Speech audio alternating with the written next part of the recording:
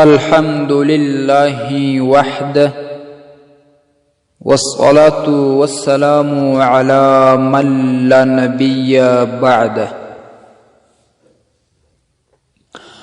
معزز و محترم و قدرمند ورونو او پتمند و خويندو،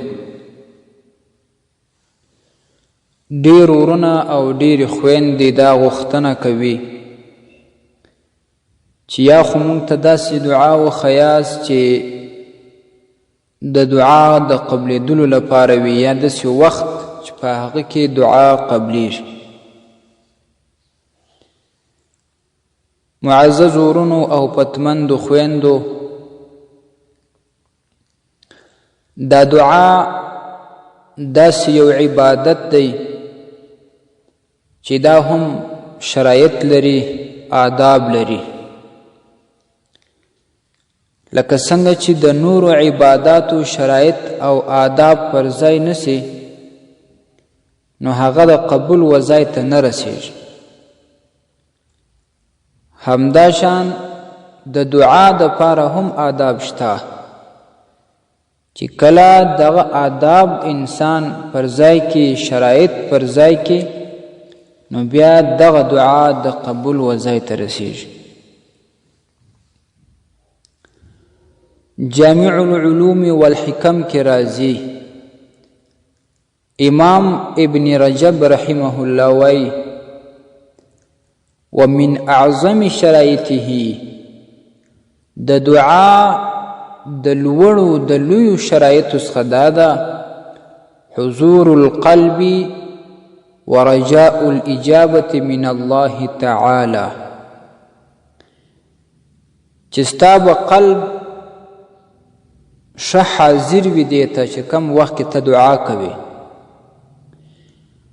او پوره امید به دې وي چې رب لا یزال زما دعا قبلوي. نبی علیه الصلاة والسلام هم داسې فرمایلی چې کله تاسې دعا کوئ نو تاسې به په پوره یقین باندې دا دعا کوئ. سنن ترمذی شریف کې حدیث راځي، رسول اکرم صلی الله علیه وسلم وای ادعوا الله وانتم موقنون بالاجابه، تاسې د الله رب العزال څخه دعاوې وغواړئ، خو تاسې به دا پوره یقین پوخ باور لرئ چې الله رب العزال دغه دعا قبلوي. دا به نه وایل چې زما دعا نه قبلوي یا زما دعا نه قبلیږي. او د زړه حضور به دې برابر وي. واعلموا ان الله لا يستجيب دعاء من قلب غافل لا،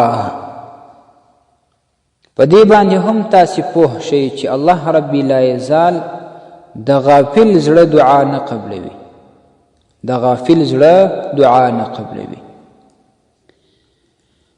نو کله چې ستا د زړه څخه غفلت ختم شه، نو دغه دعا کې شرایط پوره سوه، د دغه دعا آداب پوره سوه، دغه دعا د قبلېدلو و ځای ته رسېږي.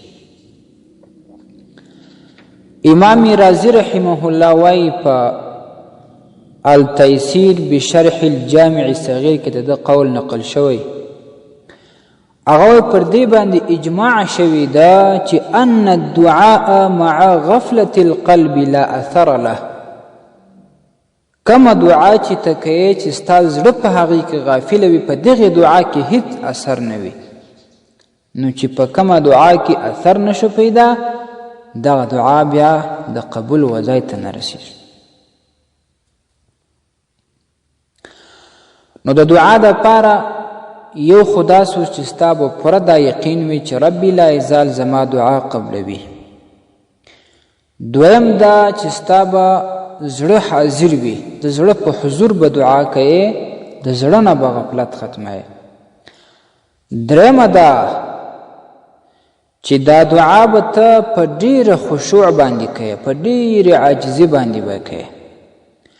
عرف الشذی کې امام شاه انور شاه کشمیری رحمه الله وای چې دا خشوع یا عاجزي کول دا په سترګو کې، په سر کې، په آواز کې، په غاړه کې، په دې ټولو کې به ته خپله عاجزي ښکاره کوې. د دعا په وخت کې به ستا سترګې هم د عاجزي په شکل کې وي، ستا سر به هم د عاجزي په شکل کې وي، یعنې کور به د الله تعالی ته په ډېر عجز باندې نیولی وي. او دا آواز چې راباسئ، دا دعا چې کوې دا به په ډېر عجز باندې وي، او دا غاړه به دې هم داسې کږه الله تعالی ته نیولې وي په ډېره عاجزي باندې. نو دغه په دعا کې خشوع ده، ارپشزي کې دا راځي. څلورمه ده چې ته به په پاک ځای باندې بدن به دې پاک وي، جامه به دې پاکه وي. پنځم ده چې د دې خپلې دعا په حالت کې چې ته د کم حاجت رفع غواړې، چې حاجت دې پوره شي، مشکل دې حل شي، نو دا وخت کې به ته د رب لاعزال څخه بخښنه غواړې، پر ګناهونو باندې به توبه وباسې، استغفار به وایې. نو دغه دعا بیا د قبلېدلو ځای ته بیا هم رسیږي. الفقه الاسلامي و ادلته کې دا راځي. دا دوی خبرې هلته ذکر دي چې پر پاک ځای، پاک جامه، پاک بدن د دعا د مخه به توبه وکاږي او استغفار به وایي. اوس بعضې کسان ډېر داسې شته چې هغه غفلت نه پیژني چې دا غفلت څه شی ته وایي. زړه څنګه غافله وي؟ دا د زړه غفلت دې ته وایي چې ستا لاسونه الله رب العزال ته پورته دي، لاسونه دې پورته نیولي د دعا په حالت کې دعا کوي، او په داسې حال کې دعا کوي چې ستا زړه په غیر الله باندې مشغوله وي، زړه دې د بل شي سره د دنیوي شیانو سره تړلی وي. دا یو غفلت. دویم غفلت دا چې ته د دې خپل سوال د خپل دعا په حالت کې بې پرواه په عجز باندې، په عاجزي باندې د خپله دعا نه غواړې، هسې بس په خوله باندې وایې. د الله تبارک و تعالی څخه دې اعراض کړی وي، زړه دې د هغه نه اړولی وي. او یا دریم غفلت دا چې په دا خپله دعا کې لهو لعب کوي، په یو شي اخته، په بل شي اخته. مثلا د دعا په دوران کې په خپلو ګوتو باندې ټکان کوي، او یا یوې خوا او بلې خوا ته عبس و پالتو ګوري، او یا دا چې یو لاس په دعا نیولی، په دا بل لاس باندې پیکی سموي، ژیره سموي، او یا ملا ګروي یا لاسونه ګروي. نو په داسې غفلتونو باندې اخته وي، زړه بې حضوره وي. نو دغه غافله دعا ده، دا د غافل زړه دعا ده چې په دې کې هیڅ خشوع عاجزي نشته، نو دا نه قبلیږي. او شپږم ادب دا په دعا کې چې دا دعا به ته 3 واره په ډېره عاجزي او په ډېر زارۍ باندې تکراروې، 3 واره به دا دعا کوې. نو دغه یو څو آداب د دعا دي، هغه یو څو شرایط د دعا دي. دا باید هر دعا کوونکی مراعات کړي، دې ته هر دعا کوونکی باید فکر وکړي. او چې کله دعا خلاصه کړه، د هغه وروسته به د خپل لاسونه پر مخ باندې راتیر کړي. نبی علیه الصلاة والسلام وایي چې تاسې کله د دعا څخه فارغ سئ، فاذا فرغتم فامسحوا بها وجوهکم، کله چې د دعا نه فارغ شئ د خپل لاسونه پر خپل مخانو باندې تیر کړئ. دا هم یو ادب شه. او بل ادب دا ادب ډیر زیات ضروري دی، یاد ساتل د دې پکار دي.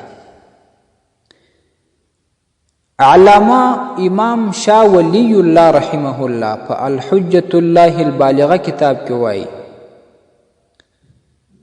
په حجة الله البالغه کتاب کې دا وایي چې 2 آداب نور د دعا شته دي.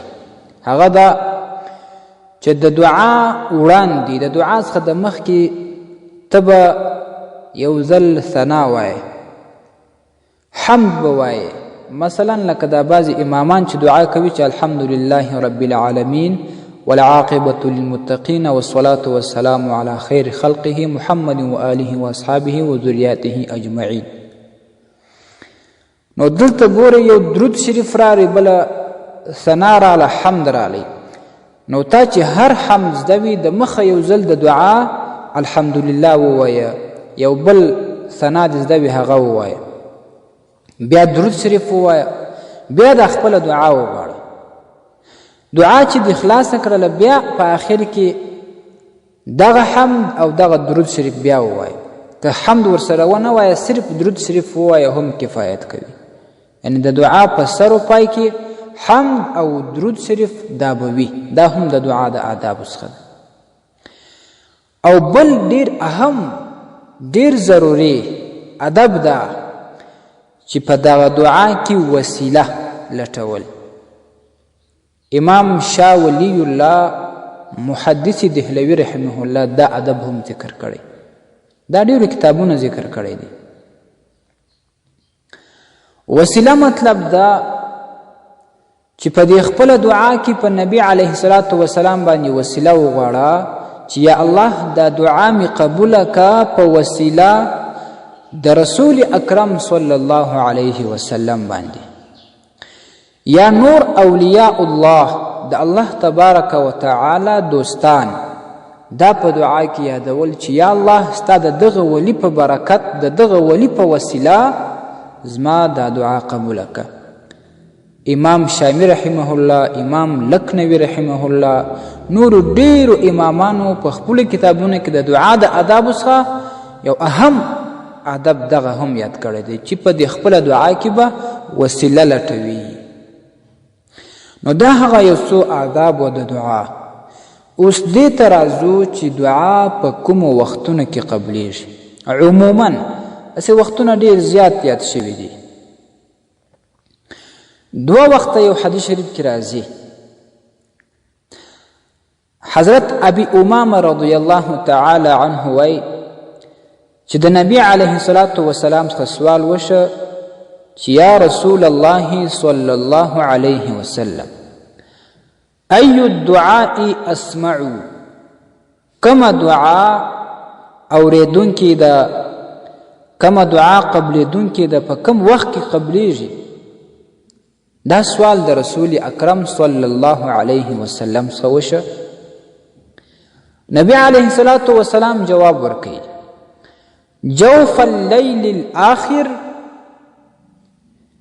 یو دا چې د شپې په وخت کې دعا، د تهجد په وخت کې دعا، د پیشلمي په وخت کې دعا، دا وخت کې دعا قبلیدونکې ده، الله تبارک و تعالی قبلوي او دغه دعا اوریدونکې ده چې قبوله شي. د شپې په وخت کې دعا، خو د دې نه به ډېر ورونه غافله وي د شپې چېرته دوی دعاوې کوي. نو دغه وخت د قبلېدلو دې ته باید هر مسلمان فکر وکړي. تهجد وخت، د پیشلمي وخت، دې وختونه کې دعا د قبلېدلو ځای ته رسېږي. دویم ودبور الصلوات المکتوبات، د فرض لمونځونو څخه وروسته دعا کول. که چیرې داسې لمونځ وي چې وروسته سنت نه لري لکه د سهار او د مازدیګر لمونځ، نو ته داسې وکړه چې د هغې وروسته په خپلو تسبیح باندې تسبیح در سره وي، د خپل لاس پر د ګوتو پر بندو باندې ته ذکر اذکارو تسبیح ووایه. نو د هغه وروسته بیا دا دعا وکړه. او که داسې لمونځونه وي چې وروسته سنت لري، نو بیا داسې وکړه چې کله فرض وشي مختصره دعا هغه وکړه، مختصره دعا. د هغه وروسته چې کله سنت ادا شي، د سنت وروسته بیا د خپل تسبیح وایه، نور ذکر اذکار لري هغه ووایه، بیا دا دعا وکړه. نو دغه وخت د قبلېدلو دی. خو یوه خبره یاد ساتل پکار دي، زمونږ او ستاسې ډېر مسلمانان دي چې د هغې د لمونځ هم نه قبلېږي، ځکه په شم د زړه په حضور باندې په سمه طریقه باندې نه کوي، په اطمینان باندې نه کوي، په خشوع او عاجزي باندې نه کوي، شرایط یې نه وي پوره، ارکان یې نه وي پوره، آداب یې نه وي پوره، سنن یې نه وي پوره، مستحبات یې نه وي پوره، دا شیان چې په لمانځه کې نه وي پوره، نو د لمونځ باندې د مکروهیاتو د مفسداتو باران وي، نو دا به څنګه قبول شي؟ نو کم لمونځ چې په صحیح شان باندې ادا سي، د زړه په حضور باندې، په ډېره عاجزي باندې، په ډېر اطمینان، په کلال کلاره باندې ادا شي، نو دغه لمونځ بیا د قبول وځای ته هم رسیږي. د دې وروسته چې کومه دعا وسي هغه هم ربي لا یزال جل جلاله قبلوي. نو دغه طریقه ده د قبلېدلو دوه وختونه، د شپې د تهجد وخت، د پیشلمي وخت، او د فرض لمونځونه څخه وروسته دا وختونه.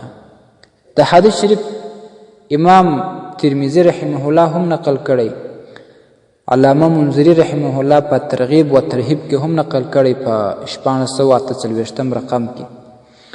معززو دا د دعا متعلق یو څه خبرې وې. الله تعالی دې موږ او تاسو ته د عمل کولو توفیق نصیب کړي. والسلام علیکم ورحمة الله وبرکاته.